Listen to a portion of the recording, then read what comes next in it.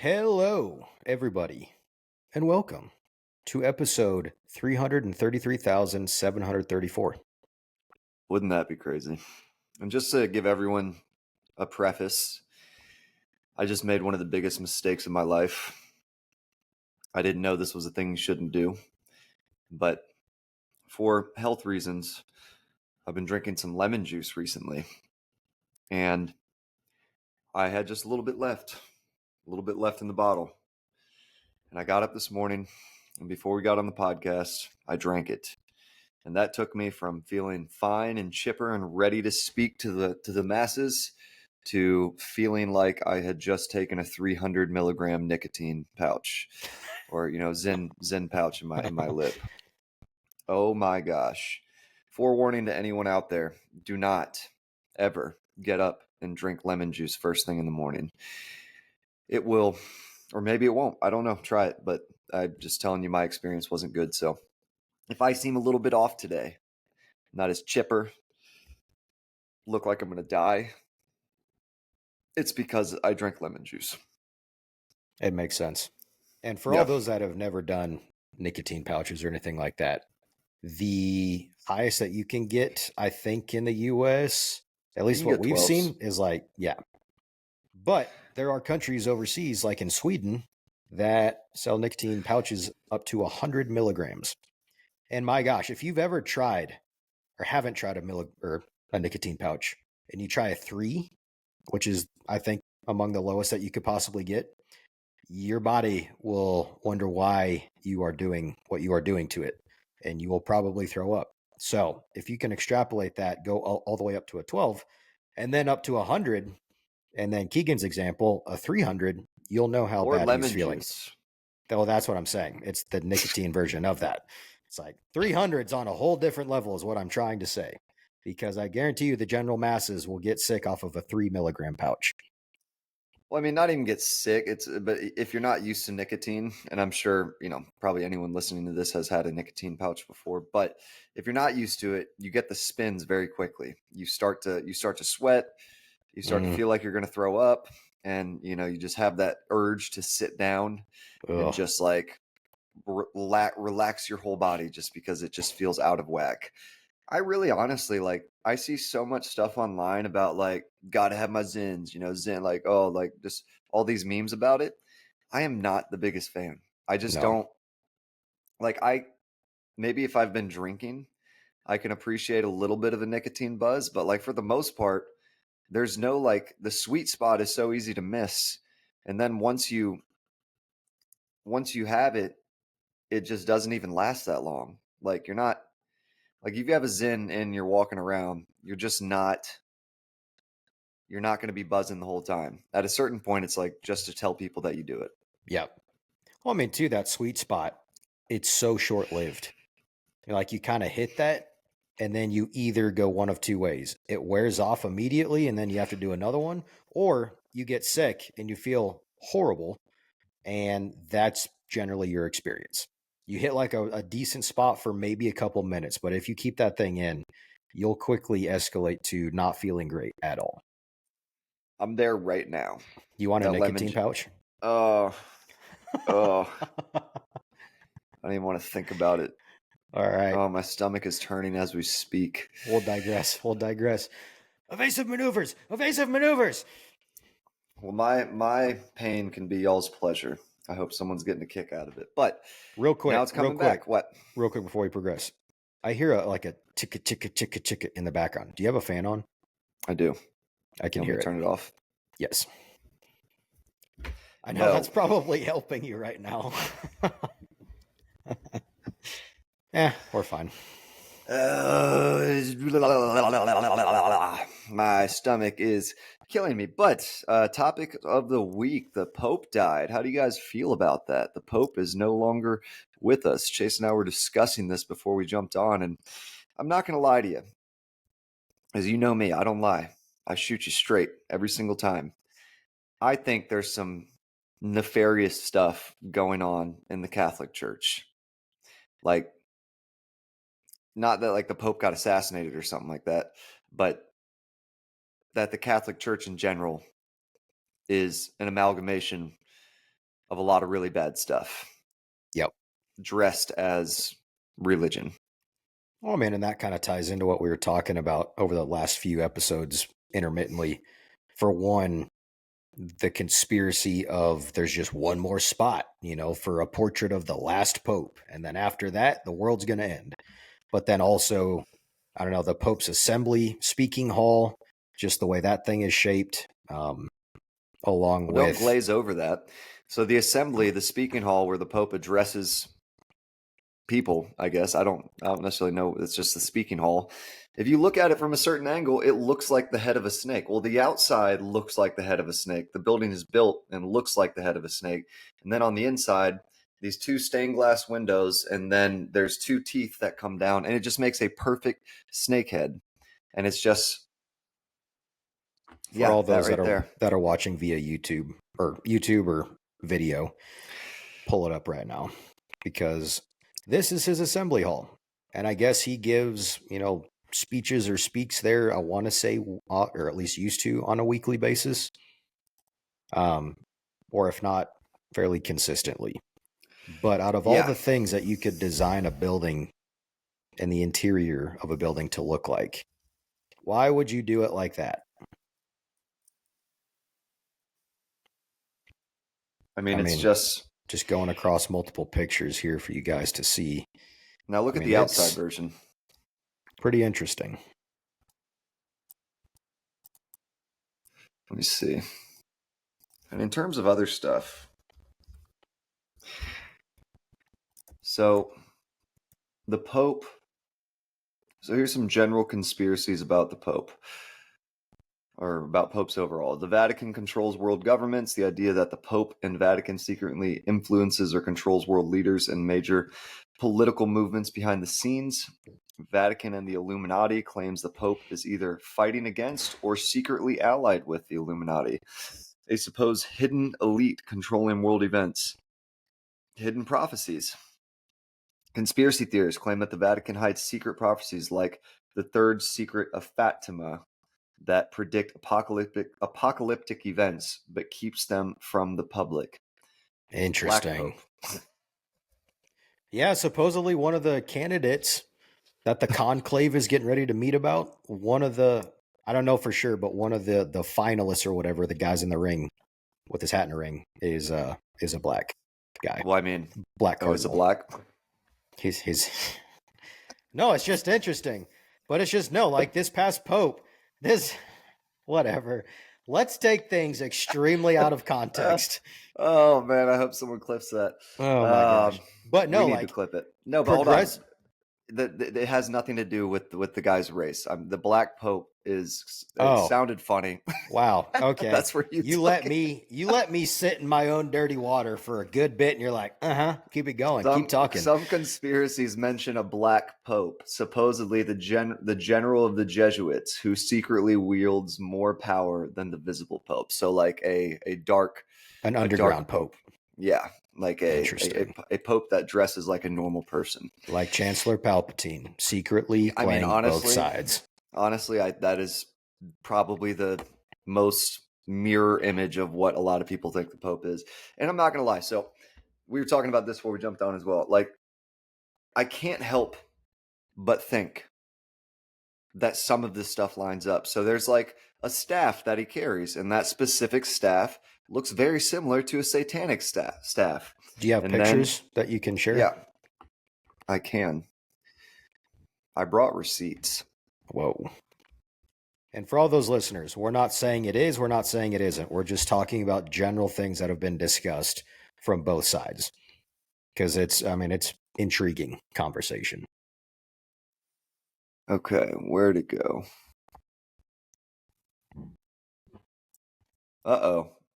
Am I about to be the one to bring something up and then not be able to find the pictures of it?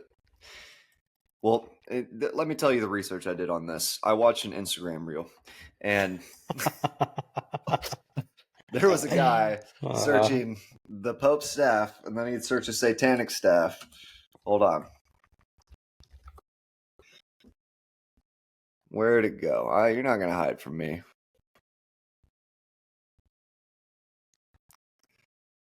Oh, I think it's a wooden staff.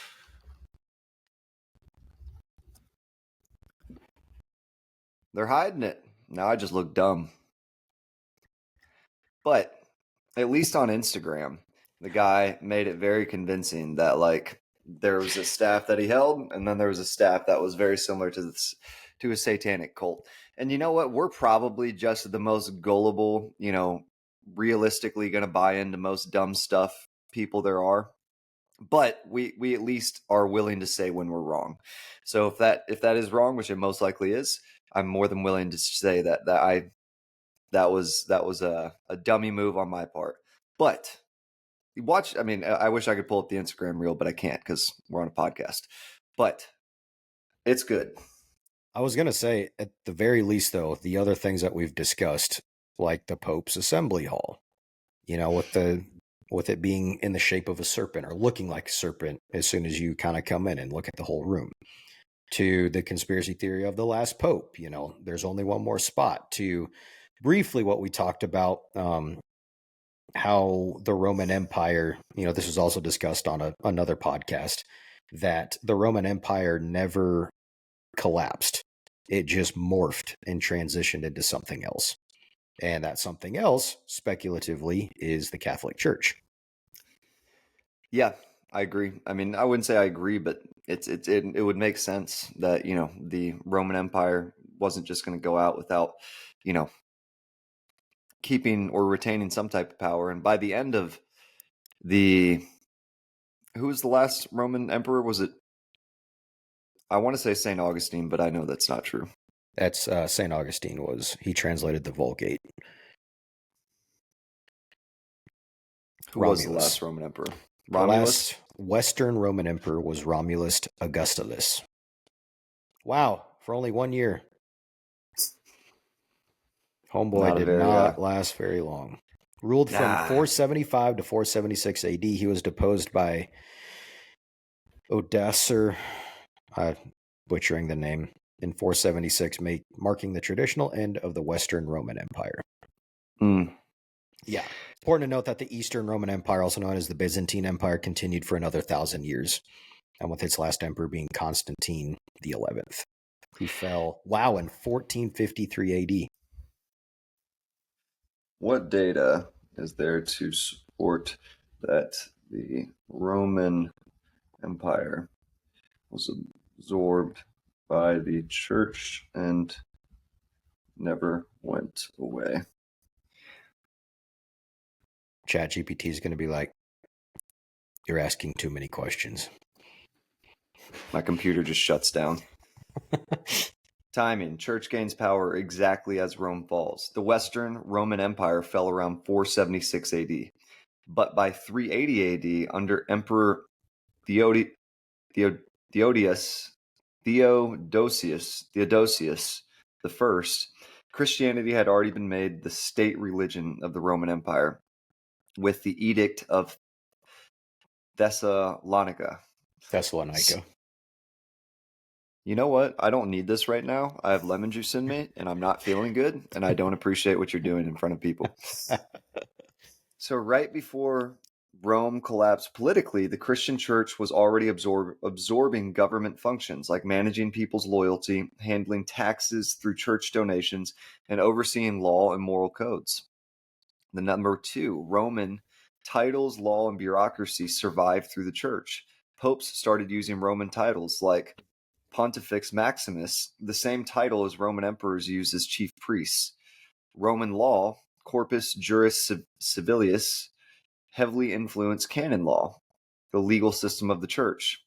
The Catholic structure mirrored Roman administrative structure. Dioceses, church regions, were originally Roman administrative districts. This lemon juice is killing me, man. Bishops were like provincial governors. The Pope was like the emperor. Papal power in the Middle Ages looked like imperial power. I mean, honestly, that one does stand out a lot because that points it out very well that as the Roman Empire fell, I mean, it just said it. They were already absorbing certain political functions Yeah. that the Roman Empire traditionally would have taken care of, like taxes. I will say too, though, like the Roman Empire did pave the way for a lot of other things across the world, like Western civilization, because it was the pinnacle of what an empire or civilization was at the time, and that definitely bled into future aspects of other nations, as time went on. So, if you want to play the adversarial role and say, "Oh, it wasn't," to be fair, the Roman Empire did bleed into all kinds of aspects that honestly we still kind of see today, let alone architecture. I mean, the US government, look at Washington, D.C., all of our government buildings were influenced by just Roman architecture. I mean, and then politically and just societal aspects and all that stuff. So it did bleed into a lot of different facets of, future modern civilization, not just the church. But I think that one of the things that supports it the most is that they were actually taking political functions from the empire Yeah. or from the Roman Empire at the time in terms of like collecting taxes. And like I said, Yeah. I like managing people's loyalty. That sounds like a dirty business. Handling taxes through church donations and overseeing law and moral codes. And I mean, the church and the Roman Empire were one and the same essentially right up to its collapse. So it would only make sense that people who were losing power transferred some power into the church in terms of trying to still have influence and whatnot. And I think one of the, I wouldn't say giveaways, but definitely like that's strange.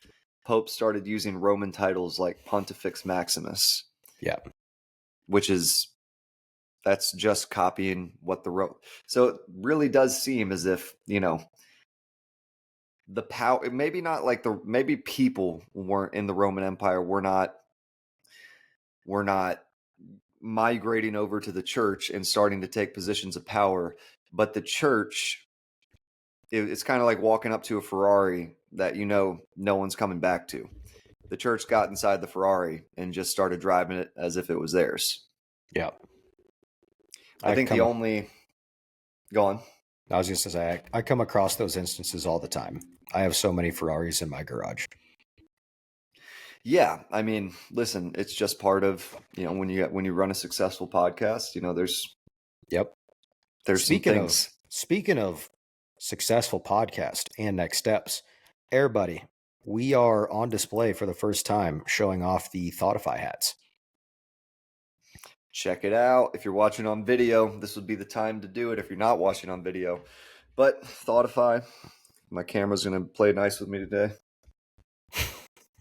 Gosh, this camera kills me. Here, look at mine. The golf hats, honestly, one of my favorite hats I've ever worn. Not just because it has our brand on it, but because, there we go. Look at that. Pretty solid. Look at it. Not just because it has our brand on it, but just because the hat came out looking so good with the color scheme and the white little thing across the top. Little, what would you call that? Little rope? Little ropey lanyard? Rope. Little ropey rippity rope. Little rickety rippy rope. Little rippy ropey. Yeah. Europa. Actually, yes. I was reading something about Europa. Totally random, but yeah. I'm trying to remember what. So in the meantime, keep talking. What is Europa? Europa is the icy moon around. Oh, yeah. Saturn? Or is it Jupiter? Jupiter. Yeah. That's honestly where they think we have the best chance of finding life. Yep. Well, yeah. Europa is a moon of Jupiter. I will say, and that's a really, really good segue, and that's probably where my mind was going. But I don't know how recent of a discovery it was, but with the James Webb Telescope, they discovered a planet that they named K2-18b. That is an exoplanet 124 light years away in the Leo constellation. And it sparked massive conversation about whether, it's a planet that has the key characteristics of life, the building blocks, basically. So Just some small, really cool nuggets. I mean, the size, it's called a super Earth or a sub Neptune, which is interesting. And it's about 2.6 times Earth's radius and 8.6 times its mass. And it orbits a cool red dwarf star. It's cool. It's like super cool. It's super It, chill. yep, it orbits a habitable zone. So it orbits every 32.9 days within the star's habitable zone where liquid water could theoretically exist. And then its atmosphere, from what they're speculating and kind of dialing in on, it's likely hydrogen rich, with detectable water vapor, carbon dioxide, suggesting possible ocean world for or a Hycene planet, a type with a water ocean under a hydrogen atmosphere. So really cool stuff. That'd be interesting. That'd be really interesting. But the way that they do it is, and this is like, so what I was saying was it's almost a little bit disappointing because the James Webb Telescope is the most powerful telescope we've ever made. It was a $10 billion project. And was it 10 billion? I believe so. Yep. Yeah. So that's even that, thinking about that is insane. $10 billion is what it took to get that thing out there and doing what it's doing. And it is the most powerful telescope we have ever created. And getting it there was insane. Getting it set up with no problems, that was pretty insane in terms of the fact that it made it all the way to where it needed to go. And then it actually, there was nothing that went wrong with it opening up and positioning itself.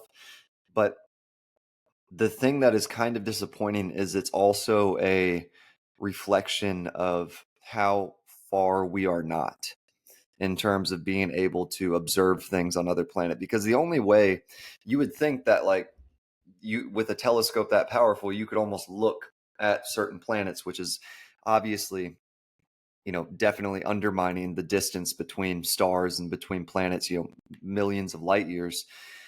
But what it's doing is, it's as light comes through the atmosphere of another planet, they're able to detect how light interacts with certain gases, and that's how they're able to see and kind of guesstimate what is on these different planets.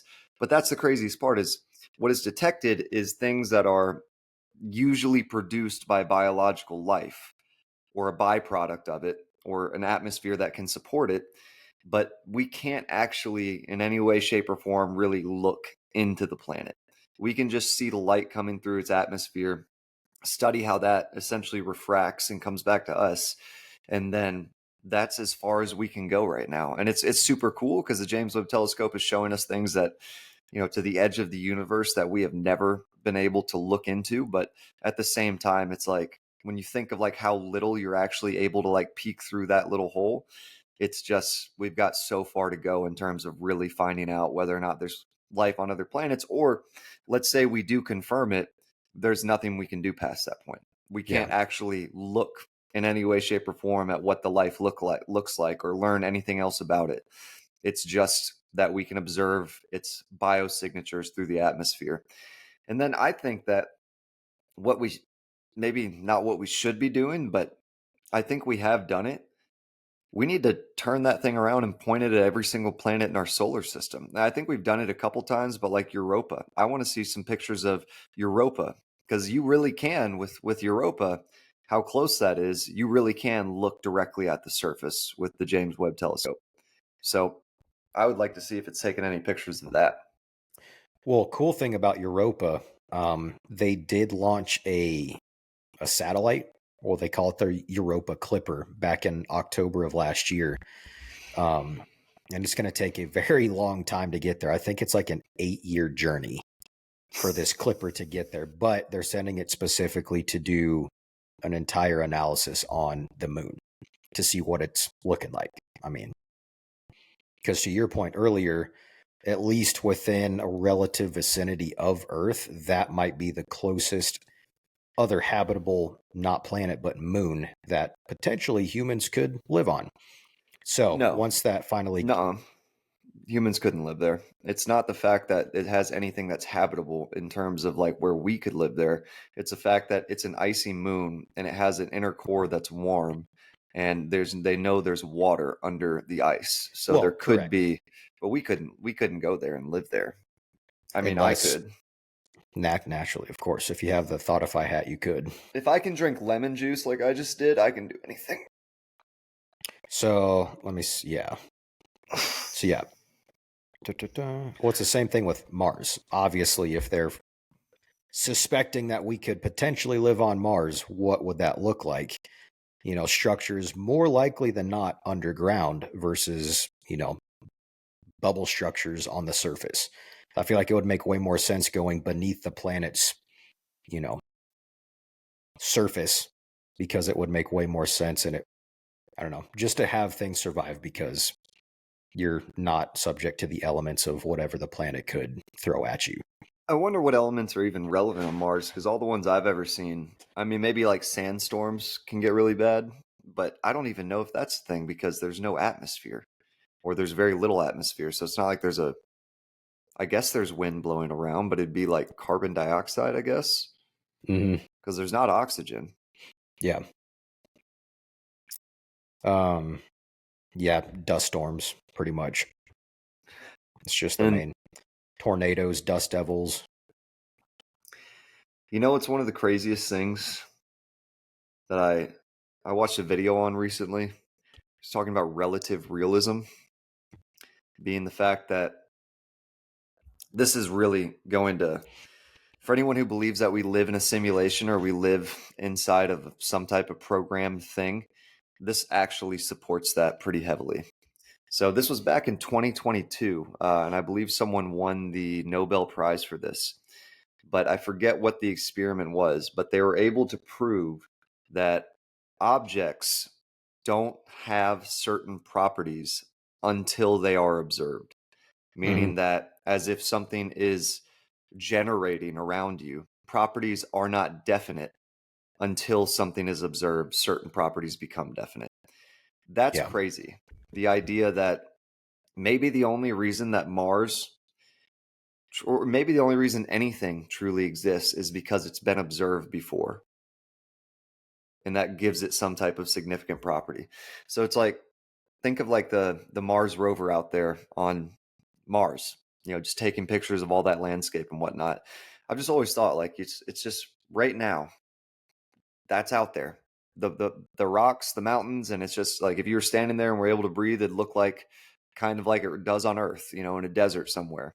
And that's just there. While the sun rised on us, the sun rised on Mars this morning as well. And there's just a bunch of nothingness out there, just a bunch of rocks hanging out with each other, wondering when the wind's going to blow them to a new friend.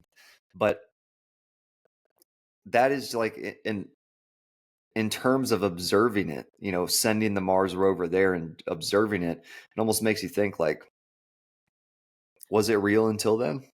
We could see it in the sky, or Yeah. maybe because we observed it, it still held certain properties because we could see it with telescopes. But I'm getting a little far off, but that is a real thing that, they were able to prove that properties are not, or certain aspects of certain properties are not definite until observed. Yeah. It's like it is theoretical physics. I mean, does something exist purely on its own, or does something exist and then react and behave because of your interpretation of it? Yep.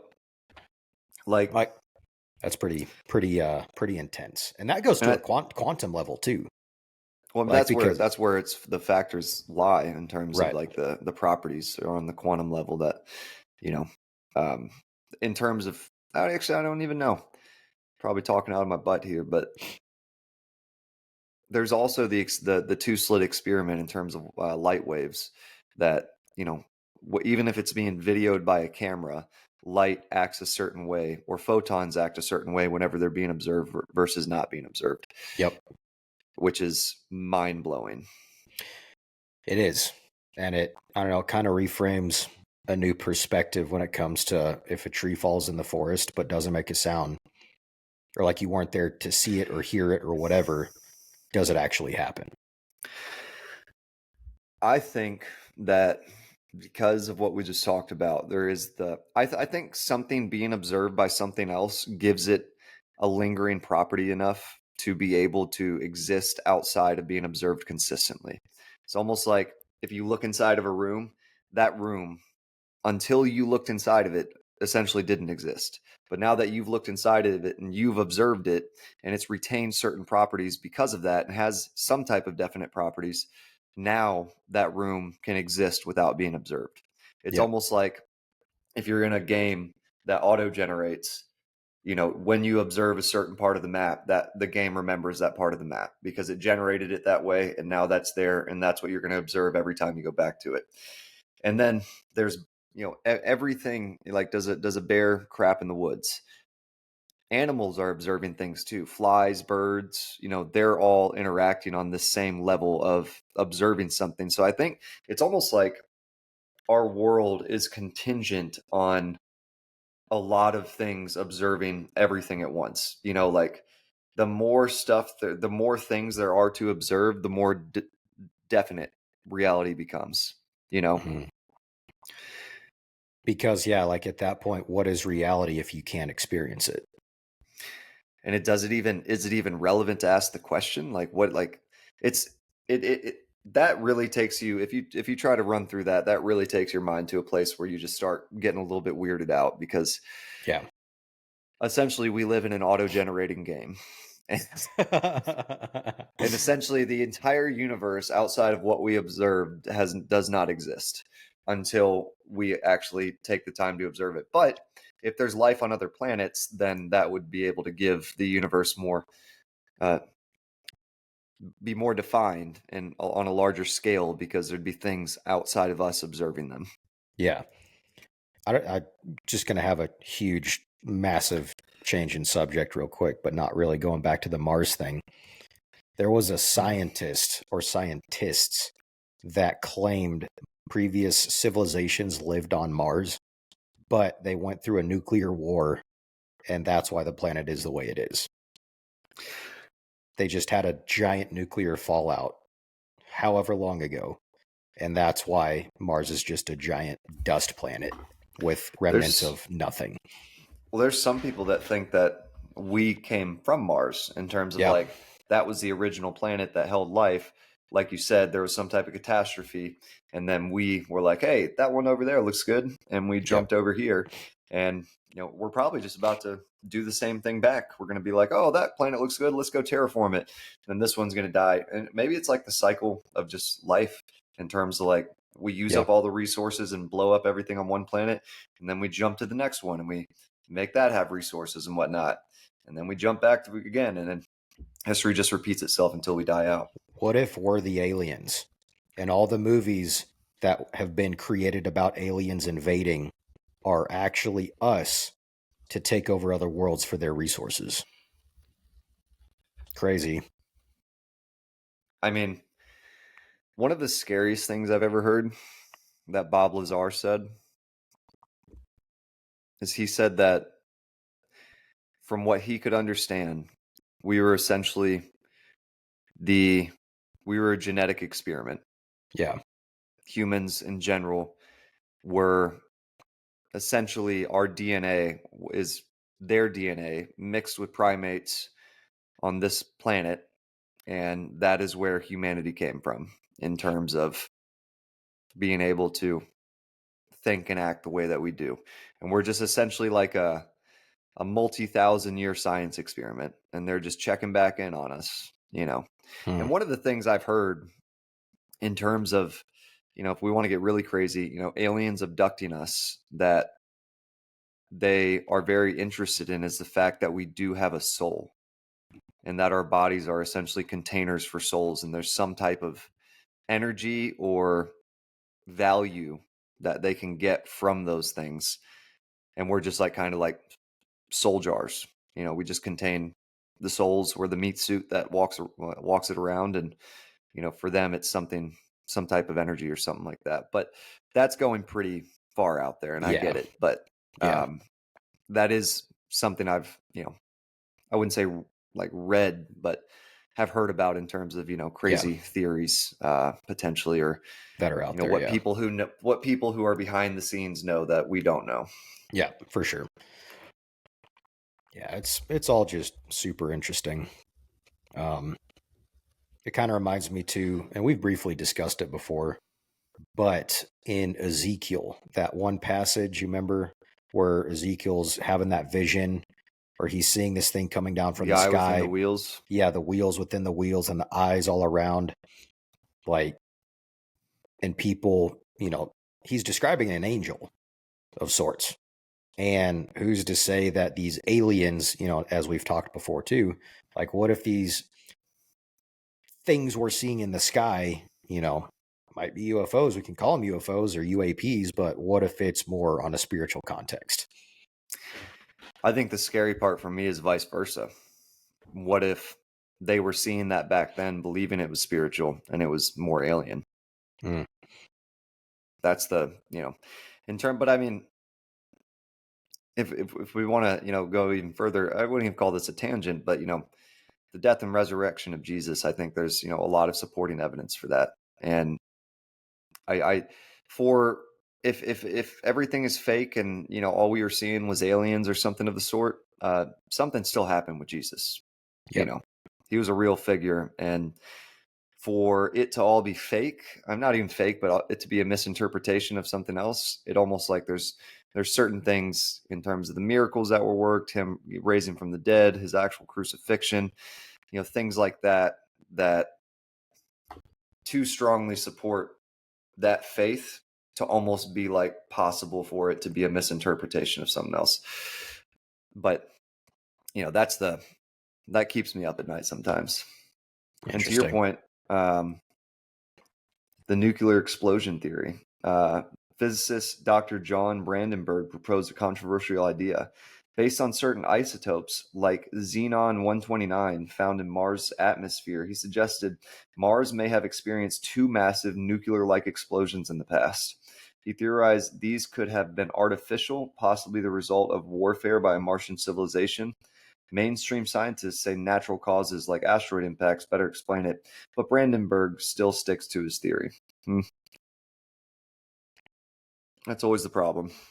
Yeah. Is when something else can also create something. Now, one thing that we're just going all over the place today, but it's been 2 weeks. Yeah, this is how we talk regularly. One thing that, well, I don't know why this is not just like a consistent topic that we are not trying to figure out. So, who was the guy who you guys, your dad had him at Wingman in terms of he found the true Sodom and Gomorrah? Dr. Stephen Collins. Dr. Stephen Collins. So, and I think we've talked about this on the podcast before, but it's worthwhile bringing up again. Essentially, where we thought Sodom and Gomorrah were based on the geography at the time, or the geography based on what we can observe and how it was described, we had the places wrong. And, we went and looked there and, hey, there's no Sodom and Gomorrah. It's a fairy tale. It's a myth. But he, based on, I think, different geography, was able to surmise where the true locations would have been. And if you look at them with a satellite, it looks like two ash marks on Earth. And then also there's trinitite. Trinitite is only formed when a nuclear type explosion happens or something as hot as a volcano. There's nothing in that area where those were found in these cities, these actual cities were uncovered, that could have ever produced trinitite. That's crazy. Yep. So essentially, God said in the Bible, it says God rained down fire and ash on Sodom and Gomorrah. And then you look at the satellite images of where we now know those cities were, and it looks as if something was burnt from the earth. Scorched from the earth. Yep. Let me see if I can find that. What'd you say his name was? Stephen Collins? Stephen Collins, yeah. Doctor.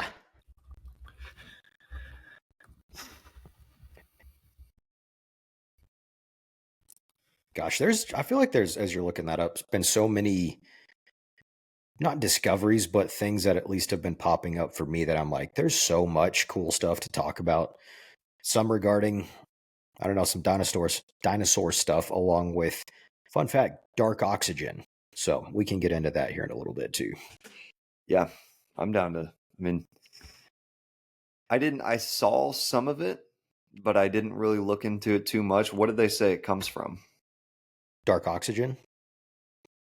Yeah.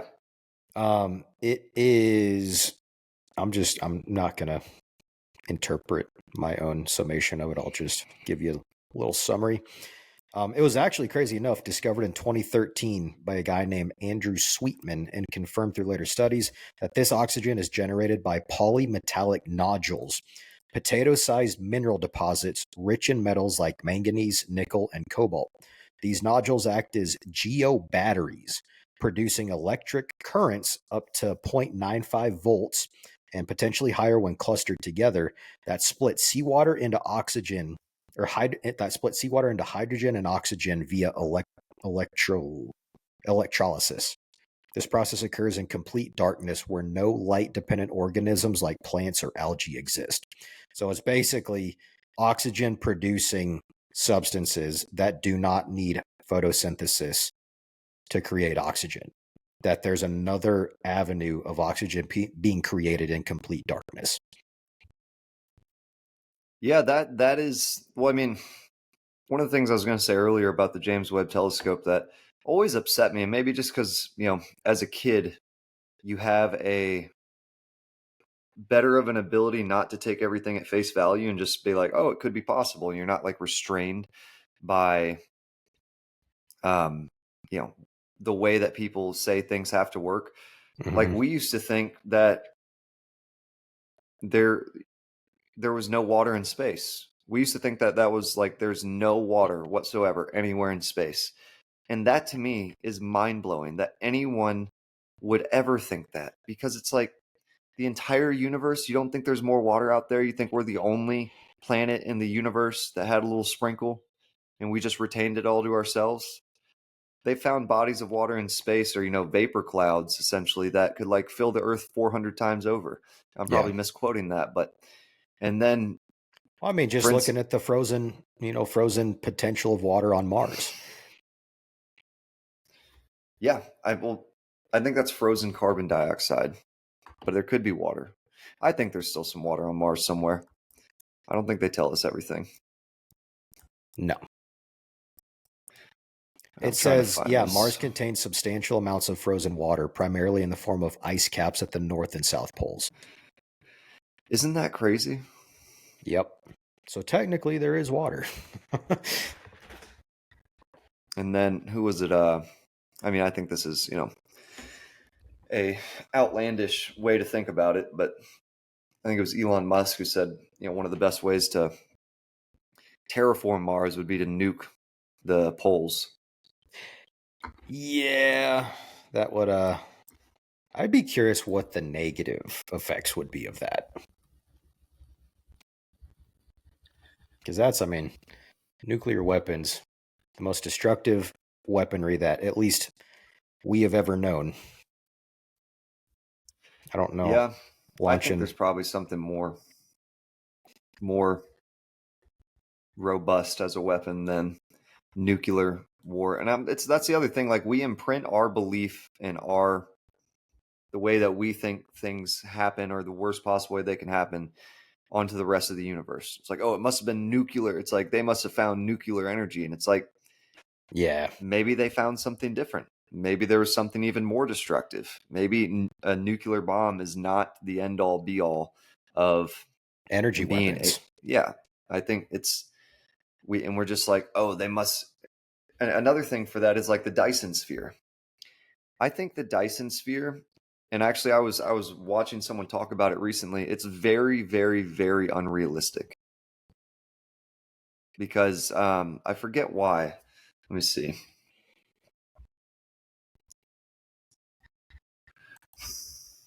Why is the Dyson sphere unrealistic?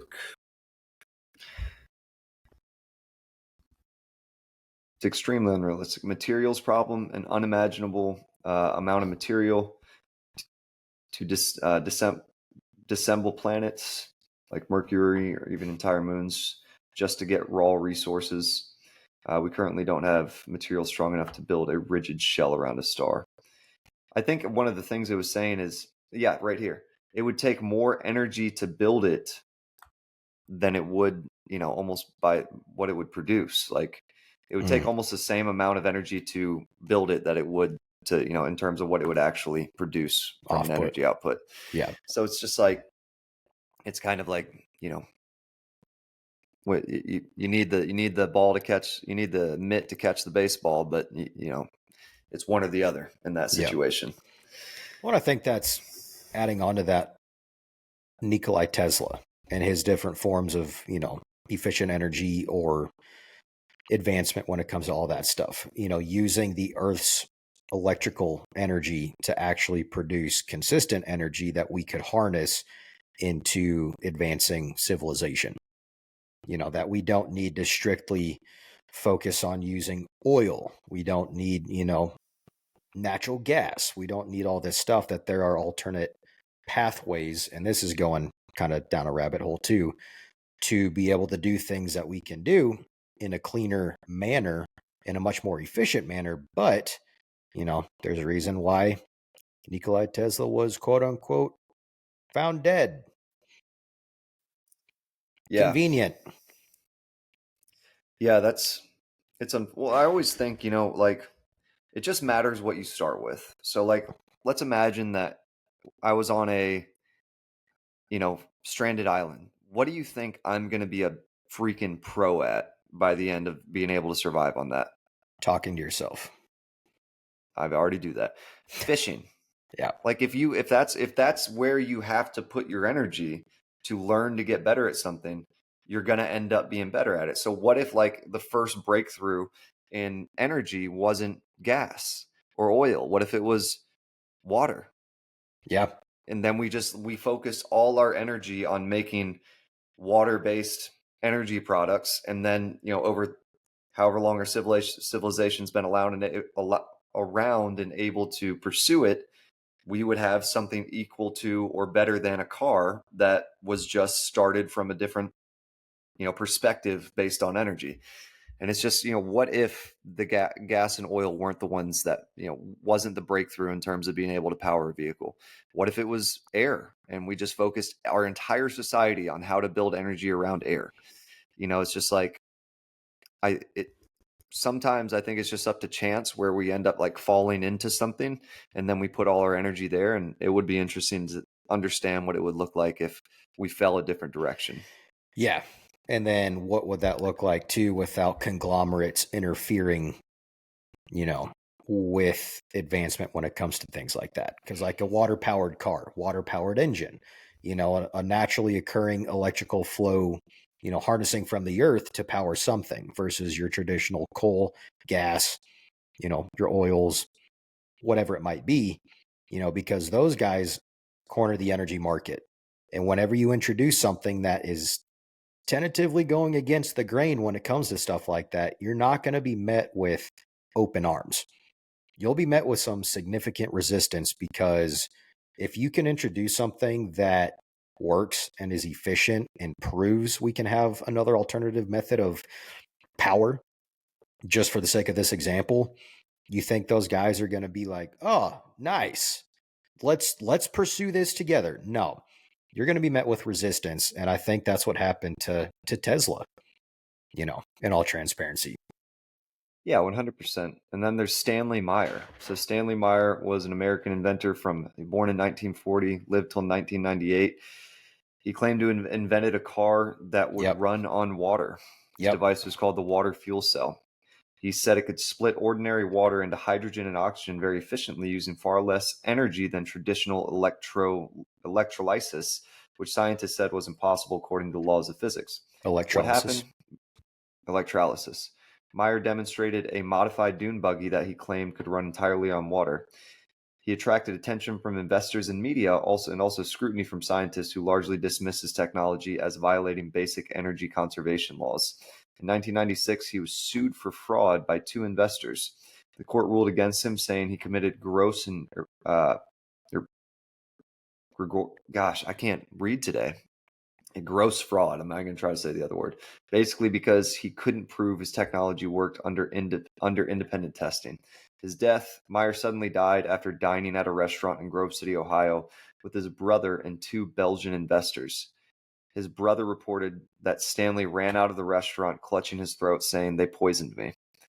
The Yeah. official cause of death was ruled a cerebral aneurysm, a brain hemorrhage, and no foul play was determined by the authorities. Oh, the authorities got involved, of course. Yeah, and we Good thing they came to the scene. they never lie. Why it turned into a conspiracy. People pointing out the timing. Meyer was apparently about to close big investment deals. The fact he yelled, "They poisoned me" right before dying fueled suspicions that fueled suspicions? No way. What? That's crazy. Water-powered engines, if real, would disrupt oil, gasoline, and energy markets. Extremely high-stakes industries. So, Yep. Well, I mean, and it bleeds into the whole JFK thing. Lee Harvey Oswald was the one that killed the president. We'll come to find out. not true at all. And it's just, I don't know. I'm so glad we're finally getting to a point to where people are just starting to generally question and not believe every single thing they're told and just say, this is the way it is. Just believe it. And people are like, okay.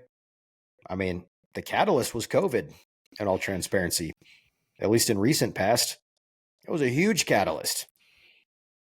That's just scary, man. The idea that, and I get there's arguments for both sides. I think the argument of what I'm about to say is a little bit stronger, but a pharmaceutical company could operate with pure immunity in terms of any results of what happens post creating the vaccine, and then we are all almost forced to get it. And there starts, certain parts of access to society, your job, going into certain places they started to be shut down if you weren't vaccinated. And then come to find out, it's extremely experimental. There was obviously not enough testing done to determine that this was a safe thing to combat the virus. And now all these people have and always will have completely modified DNA that they will pass down to their children and their children's children. They completely change the way their DNA is structured for the rest of their lineage throughout history. Yeah. That's scary. And the fact that people were so ready, willing, and able to step up to get something like that without questioning, like just believing, oh, this is it. This is totally going to be the end all be all cure. I think so there's two moments in history, recent history, that stand out to me that, like, I think God might be real. Well, more than just these two, but these ones really as in got he to me. is real, like making himself evident, like in a sense of like proving to people. I believe God don't. is real, but yeah, like in terms of like some type of tangible interaction, these are two of them. One of them was as the Israel-Hamas war was starting, in some Muslim, they were essentially all uniting against Israel, and they said Israel will face the wrath of Allah. And then 1 second later, he had a heart attack and died in front of everyone. Wow. Let me see this. I'm going to look up who this was. Who died of a heart attack at the beginning of the Israel conflict after saying Israel will face the wrath of Allah? Yep. Ebrahim Raisi, the president of Iran. Hold on.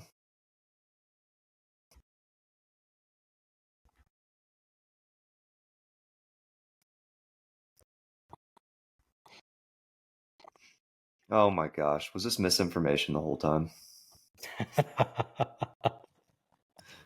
Why the confusion happens. After the Hamas attack, there were a lot of chaotic information. Rumors spread quickly. Some viral posts incorrectly claimed that Iranian Arab leader dropped out of a heart attack immediately after cursing Israel, but those were misinformation. In reality, the big death that fueled a lot of speculation was Raisi dying months later in an alleged helicopter attack. I think ChatGPT is out to get me today. I think it's making stuff up. Well, like we experienced in an earlier episode, Remember where you sat there and you we asked, when is the Tyson Paul fight? It's like, it will take place this date. And it was like 6 months later after asking it. It like didn't know the time frame. I asked ChatGPT what are some things going on this weekend, or some current events we could talk about, and it said Mike Tyson and Jake Paul fighting when it had happened like 2 months previous, and I called it out, and it was like, you're right, that did happen a while ago. My bad. But okay, so the other one, let's say that one's not real. I'm just gonna look dumb, but I think there's something inside of me that says I saw it happen. Like on TV or something like that. But this one is recorded and this one is real. This one is crazy. The woman who's a comedian who's standing there on stage going, I got Baxed, I got booster and booster and booster, and I still have my period. That's like what the joke was. And then she passed out and almost died on stage. Because she made fun of God. She was mocking God. Yeah, you're right. She was directly mocking God as well. And that's the okay. Yeah. Hey. Coincidence? Openly mock God in front of a crowd of people and then all of a sudden smash to the ground. I mean, that's that's something to look into, but I don't think there's any way we could ever prove that. But but those have definitely stood out to me as like, I think it might be real. Yeah, I would definitely say so. I would say so. Oh man, there's more I want to get into, but I know we're almost at the hour mark. Well, what are some of the topics? It was regarding some dinosaur stuff, actually. We can get into it real quick. What is it? Well, we'll save it till next time. I unfortunately have a work call I have to take here in a few minutes. Really? Yes. That's crazy. So. On a Saturday? Yes. Wow. Because it didn't get to happen yesterday. So. Well, guys, we're probably going to wrap it up there then. The lemon juice escapade was not a good one. We're probably a little bit all over the place today, but as always, we enjoy just speaking to the masses, and hope you guys enjoyed our nonsense and me only getting my information from Instagram Reels and other unreliable sources. Next time I'll come with receipts, I promise. Or I'll just I'll just make my number available and you can text me for the Instagram Reels. There you go. Either way, as always, love all you guys. I hope you guys have a great Saturday if you're listening to it on a Saturday or whatever day you're listening to it. Have a great day. You are correct. Thank you, everybody, for tuning in. Let us know what you think of the hats, by the way, too. We think biasly like they turned out really, really well, because they did. And it's true, just fact. So let us know what you think. Always look forward to the next episode, talking with you guys. We'll be going to Florida here in less than 2 weeks. We're going to do an episode in Florida. We're going to try to do an episode in Florida. But yeah, we'll definitely look forward to that, and then catch you guys on next episode. Yes, sir. Peace. See you guys.